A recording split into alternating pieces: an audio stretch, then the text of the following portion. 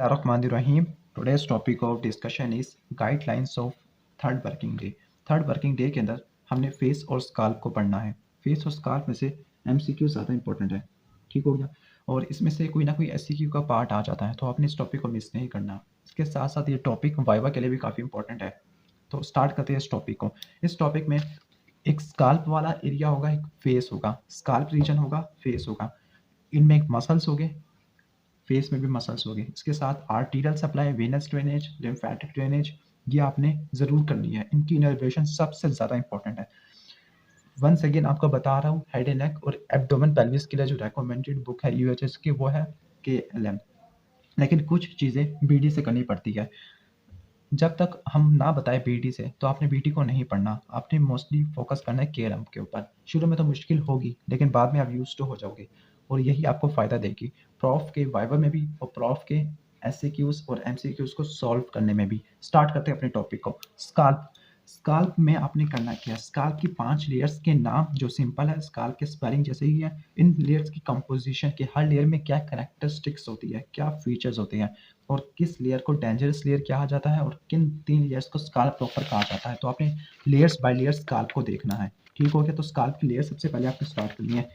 Then comes muscles of scalp and face. तो यहाँ पे एक बड़ा सा टेबल आपको नजर आ रहा होगा। इस टेबल में से मैं आपको अंडरलाइन करवा देता हूँ। ऑक्सीपिटोफ्रंटालिस ये मसल है, आपने इसकी ओरिजिनल इंसर्शन को देख लेना, और इसके साथ साथ और किसी मसल की आपने ओरिजिनल इंसर्शन नहीं देखनी। इसके बाद प्लेटिज्मा आएगा, लेकिन प्लेटिज्मा की भी नहीं पूछी जाती। आपने सिर्फ ऑर्बिकुलरिस ऑक्सीपिटोफ्रंटालिस, इसकी फ्रंटल बैली और ऑक्सीपिटल बैली, इसकी ओरिजिन इंसर्शन तैयार करनी है। क्यों? क्योंकि ये स्काल्प का मसल है, स्काल्प के मसल ज़्यादातर पूछे जाते हैं एग्जाम के अंदर। इसकी ओरिजिन इंसर्शन करनी है। बाकी जो तमाम फेशियल मसल्स हैं, उनके आपने सिर्फ एक एक्शन देखना है। एक्शन किस तरह से कि जो ये इनको बोलते हैं मसल्स ऑफ फेशियल एक्सप्रेशन, के किसी न किसी फेशियल एक्सप्रेशन को शो करती है। जैसे फ्रंटल बैली की कॉन्ट्रैक्शन है, सरप्राइज या क्यूरियोसिटी। तो आप ये वाला इस डायग्राम को मेमोराइज कर सकते हो। इस मेमोराइज करने से ये होगा कि हर फेशियल मसल एक स्पेसिफिक एक्सप्रेशन को शो करता है। तो आपने सिर्फ उस एक्सप्रेशन को याद रखना है। जिस तरह ऑक्सीपिटोफ्रंटालिस सरप्राइज क्यूरियोसिटी को शो करता है, कोरोगेटिव सुपरसलाई कंसर्न को, वरी को शो करता है। तो मैंने सारे इसके ऊपर लिखे हुए हैं, ठीक हो गया। तो आप इसको देख सकते हो इन सबको, कि विंकिंग, एंगर, ब्लोइंग, इसके साथ सैडनेस, किसिंग, और दोबारा सैडनेस, डाउट, टेंशन और स्ट्रेस को शो करने के लिए होता है। इसके बाद जो मोस्ट इंपॉर्टेंट मसल है जिसकी ओरिजिन इंसर्शन आपने करनी है ऑक्सीपिटोफ्रंटालिस के बाद, वो है ऑर्बिकुलरिस ओकुलाई। इसके 3 पार्ट और हर पार्ट का स्पेसिफिक फंक्शन क्या होता है, ये आपने जरूर देखना है। अगर बात करते हैं इनर्वेशन की, स्काल्प की इनर्वेशन और आर्टियल सप्लाई, तो ये अच्छी लिखी हुई है बीडी के अंदर। तो जो इनर्वेशन वाला जो टॉपिक है वो आपने करना है बीडी से। आपको मैं बता देता हूँ ये किधर लिखा हुआ है। तो जो बीडी के अंदर ये जो लिखा हुआ है, nerves of scalp and superficial temporal region, ये वाली आपने ये जरूर करना है। ये आपने बीडी से करना है, ये केएलएम से करने की कोई ज़रूरत नहीं है। जबकि आर्टिकल सप्लाई को रट्टा मारने के लिए ये वाली डायग्राम करनी है आपने। ये डायग्राम करने से आपकी आर्टिकल सप्लाई भी तैयार हो जाएगी। और ये वाली डायग्राम वेन्स की, जो इसमें वेन्स फेस की भी आ जाती है और स्काल्प की भी आ जाती है, उनके कनेक्शंस भी आ जाते हैं, ठीक हो गया। बाकी बीडी से अभी हम बीडी की बात नहीं कर रहे। इसके बाद नेक्स्ट बारी आती है इनर्वेशंस की, नर्व्स की। तो nerves of face and scalp. अब आपने इतनी सारी थ्योरी लिखी हुई है, ये थ्योरी क्रेनियल नर्व के लिए इंपॉर्टेंट है। जब आप न्यूरोएनाटॉमी पढ़ते हो, वहाँ पे क्रेनियल नर्व्स इस, या फिर केएलएम का सबसे लास्ट यूनिट है, उसमें क्रेनियल नर्व्स लिखी हुई है। तो उसमें आपने पढ़नी है ट्राइजेमिनल। तो आप एक मरतबा उसको रीड दे दो। रीड देने के बाद जो मोस्ट इंपॉर्टेंट टेबल है cutaneous nerve of face and scalp, वो ये वाला है, ऑप्थेल्मिक नर्व वाला।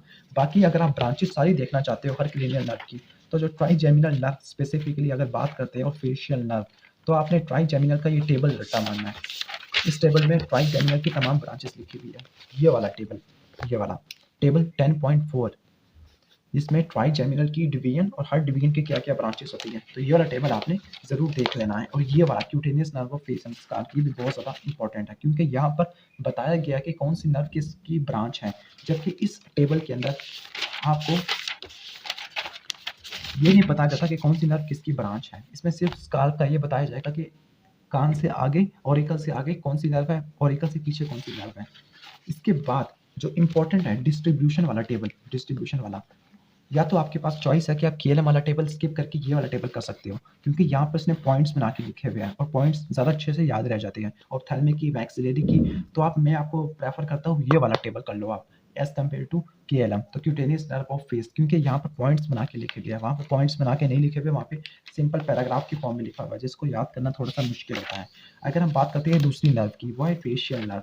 फेशियल नर्व की 5 इंपॉर्टेंट ब्रांचेस ये वाली किस किस मसल को सप्लाई करती है, सिर्फ आपने उसी को रट्टा मारना है।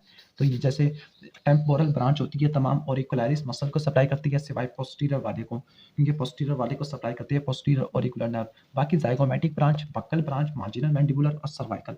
तो ये वाला आपने पैराग्राफ यहाँ से केएलएम से करना है, ठीक हो गया। Next come arteries and veins. Arteries और वेन्स सारा आपने पैराग्राफ छोड़ देना है, सिर्फ आपने ये आर्टरीज के नाम लिखे हुए हैं और इनकी डिस्ट्रीब्यूशन के किन किन पार्ट को सप्लाई करती है और ये आर्टरी किसकी ब्रांच होती है। वेन्स के लिए भी आपने ये वाला टेबल तैयार करना है, veins of face and scalp, ठीक हो गया। इसके बाद बारी आती है लिम्फेटिक ड्रेनेज। तो लिम्फेटिक ड्रेनेज के 4 इंपॉर्टेंट पॉइंट्स यहाँ से एमसीक्यूज आ जाते हैं, तो आपने 4 इंपॉर्टेंट पॉइंट्स यहाँ से देख लेने हैं। सरफेस एनाटमी एज सच नहीं पूछी जाती। अगर हम बीडी से बात करें तो बीडी से मैंने आपको बताया था क्या क्या तैयार करना है। बीडी से आपने nerves of scalp and face 2 diagram तैयार करनी है। इसके बाद आपने तैयार करना है ये वाला टेबल, एक क्यूटेनियस नर्व ऑफ फेस, और मोस्ट इंपॉर्टेंट टॉपिक बीडी का वो है arteries of face. Specifically facial artery की ब्रांचेस आपको आनी चाहिए, फेशियल आर्टरी की ब्रांचेस, ठीक हो गया।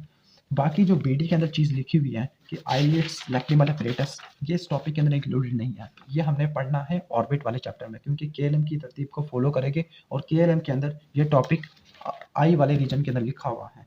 तो ये तो हो गया थ्योरी की बातें। अब हम कुछ क्लिनिकल कोरिलेट की बात करते हैं। तो यहाँ पर मैंने कुछ हाईलाइट किया हुआ है क्लिनिकल का, तो आप उसको भी हाईलाइट कर लीजिएगा।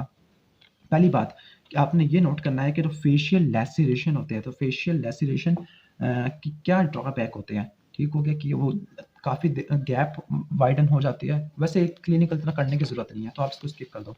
इसके बाद यहाँ पर स्काल्प की इंजरीज, ये बहुत ज़्यादा इंपॉर्टेंट है कि एग्जाम में यही क्वेश्चन आता है कि जो स्काल्प की इंजरी होती है वो काफ़ी ज़्यादा प्रोफ्यूज क्यों होती है।